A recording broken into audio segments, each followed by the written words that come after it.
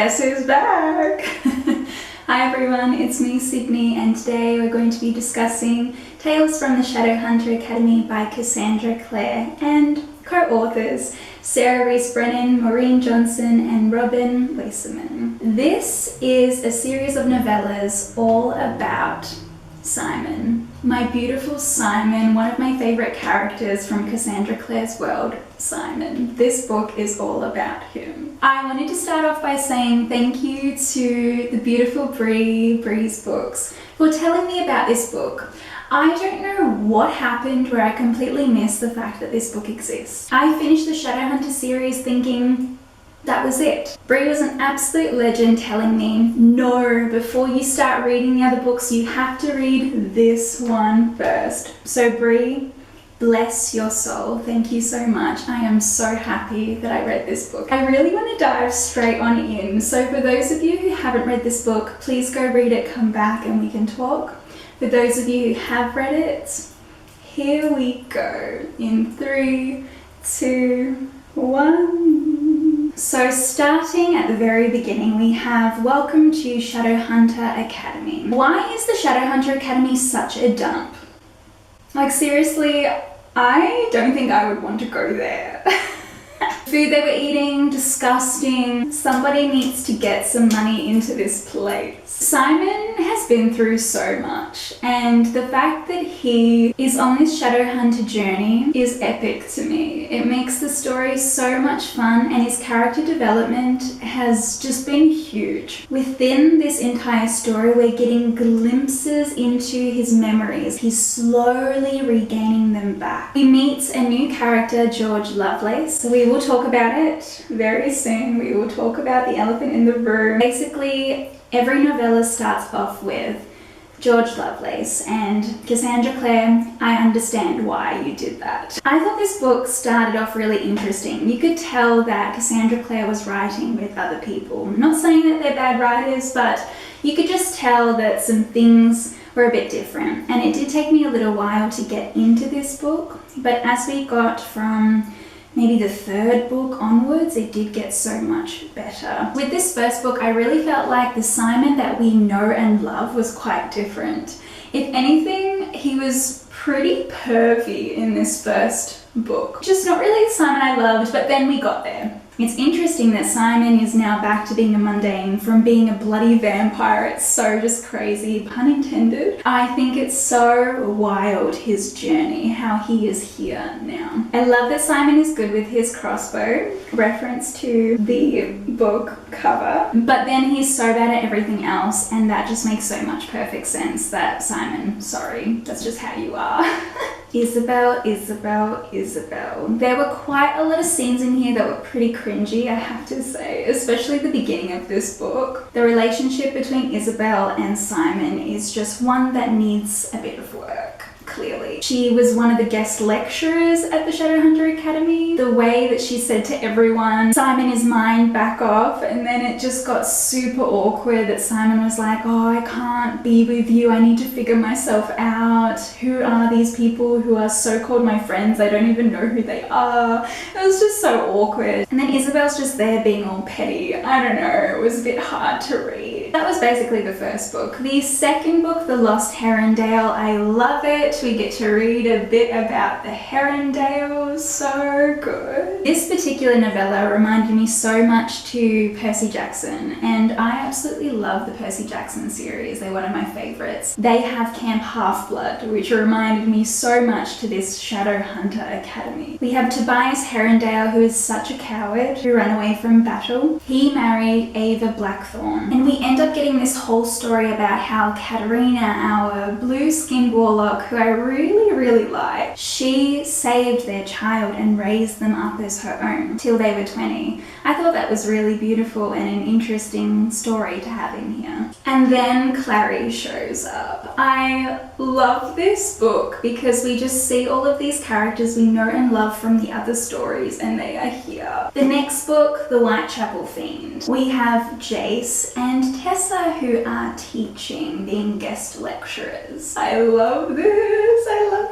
we already know Tessa is a warlock and she's a fucking baddie. We love Tessa, we love Tessa. And for me in particular, she has really grown on me. Tessa, Gem and Will, they've all really grown on me with their character growth, epic stuff. Tessa is about 150 years old now and she's still here. It's just epic to follow along her journey as well. In my notes, I wrote, this just got good. So from the third book onwards, it got so much better. The first two you have to suffer through, especially the pettiness and the cringe, but then it gets better.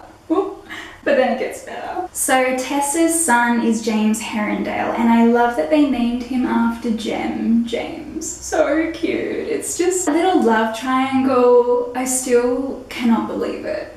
Tessa's one lucky girl. In this story we have Jack the Ripper, and this murderer is attacking women only, cutting them open and taking their organs. It's so brutal and disgusting. Such a story that could come out of Criminal Minds, which I'm currently watching at the moment. I just love nostalgic shows and shows that are filmed on film. It's the best. This Jack the Ripper ended up being a 5-year-old demon. It's crazy fucked that she plays with all of these women, taking their hearts because she is missing a mother figure. A 5-year-old demon girl. So fucked.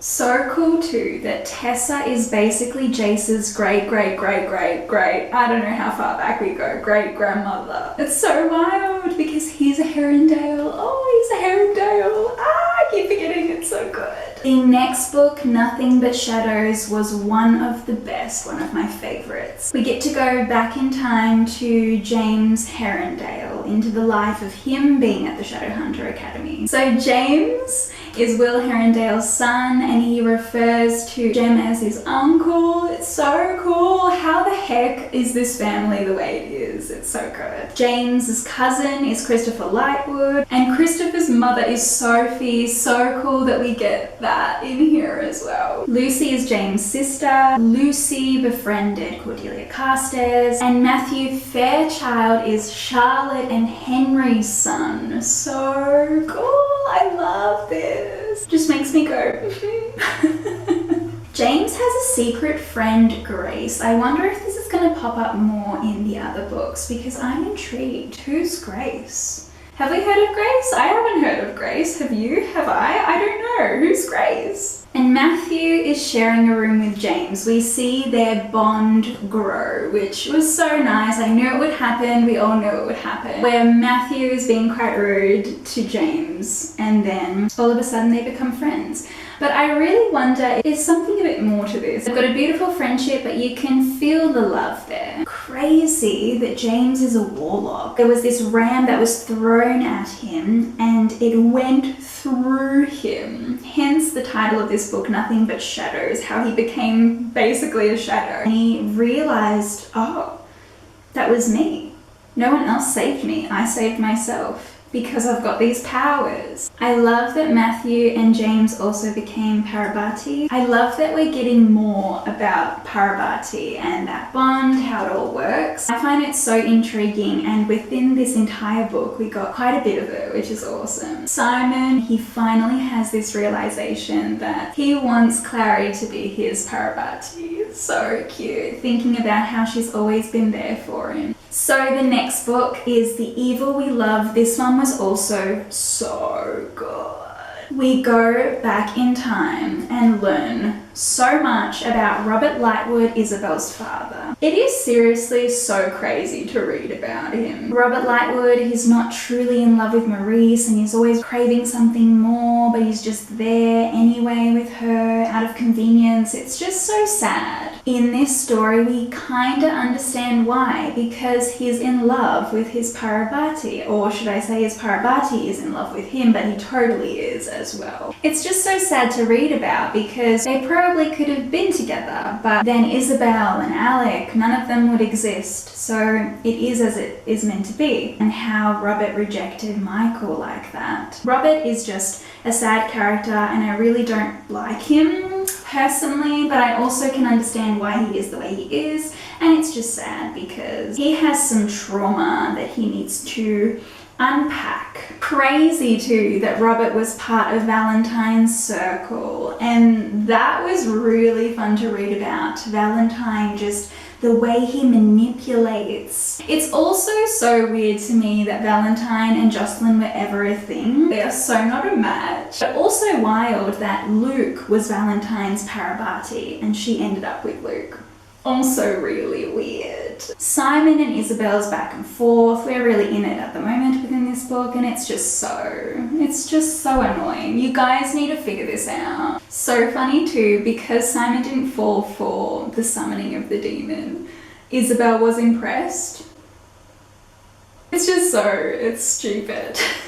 And how she wants to give him a second chance, but we love it, you know? The next book, Pale Kings and Princes, I also really loved this one because we have Helen Blackthorne. Professor Freeman Mayhew, he fucking sucks. The way he's making Helen be a little guest lecturer and the way he's belittling her, talking down to her that she's a fairy and making it such a bad thing when Helen, we love Helen, I stand with Helen. Helen is underrated and I think she's absolutely epic. She does not deserve all of this pain and hate and hurt. Leave Helen alone. That's what I want to say.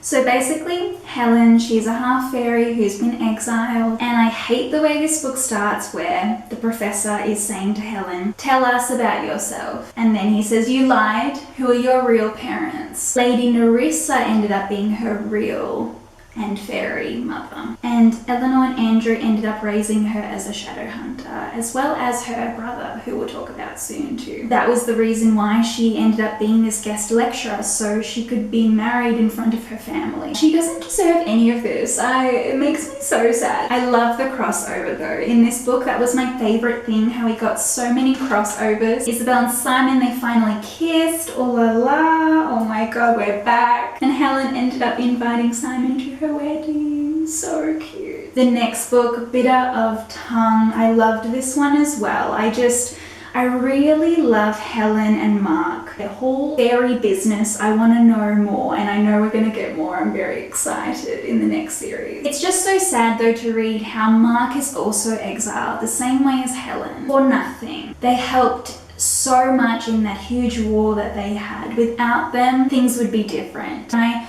really wonder with the next series if they're going to rebel because there are so many who hate them. In this one, Helen and Aline get married. Simon goes up to Helen. He shares Mark's words with her. I love that Simon has realized he wants to change what being a Shadowhunter means. There is a lot that needs to be changed. And firstly, the fact that we hate fairies, this should not be a thing. We should not hate fairies overall, because not all fairies are bad. The next book, The Fiery Trial, we have Emma and Julian. What is up with Emma and Julian? I love them, but it's just so interesting because you can feel the tension in the room. You can tell something's up. I think they both love each other, but it is just so awkward that they go through their Parabati ritual and you're like, guys, you shouldn't be Parabati if you want to be together. But something's going to happen here. Because Simon wants to bring about more change, something is going to change with the rules. I have a deep feeling, we'll see if I'm right or wrong, I have a deep feeling that something's going to change here where Julian and Emma will end up together anyway. They will be the first Parabati to get together as lovers, and Robert Lightwood is going to be standing there very jealous.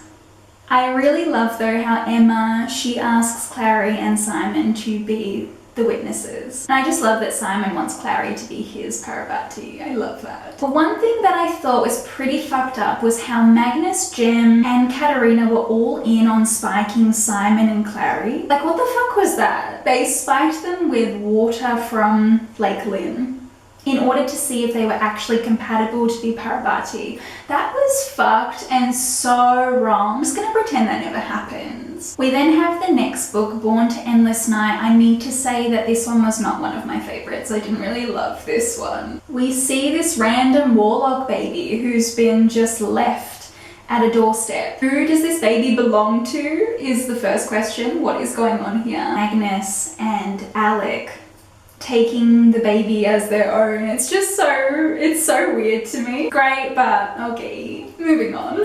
Simon tells Isabel he loves her. Beautiful. We've been waiting for this. And I guess the nice thing about this warlock baby, it gets to be named after Max. That was beautiful. And you also have Robert saying the middle name should be Michael. That was interesting. And then you have the last book, Angels Twice Descending. Oh my god. Let me just back up a bit. Oh my god. The last book in this book, Simon officially becomes a Shadowhunter. And because he's mundane, it is rare, but sometimes they don't make it. Simon goes and he makes it through. Everyone's super happy for him. He's so happy with himself. He ends up becoming a Shadowhunter. Fuck yes, Simon, we love you. You have made it, yes. Then you have George Lovelace, and I knew it straight away that this was gonna happen. He's saying this whole time he would love Simon to be his Parvati, but Simon is all like, oh, love you bro, but just as a bro. Sorry, no.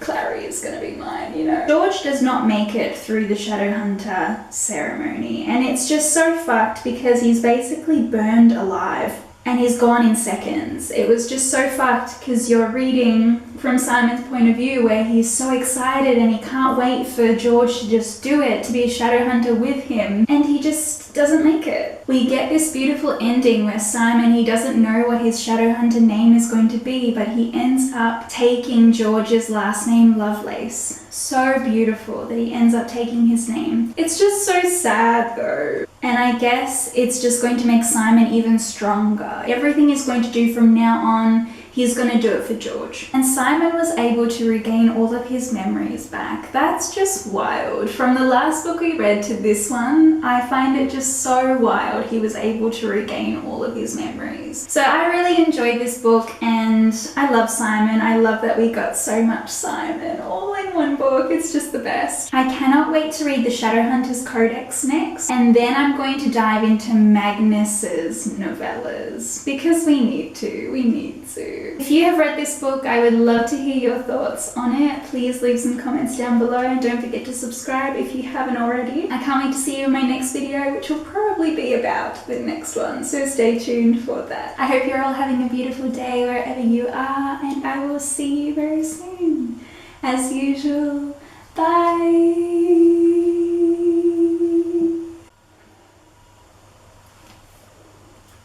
Simon, we love you. We love you, Simon. Love, love, love, love.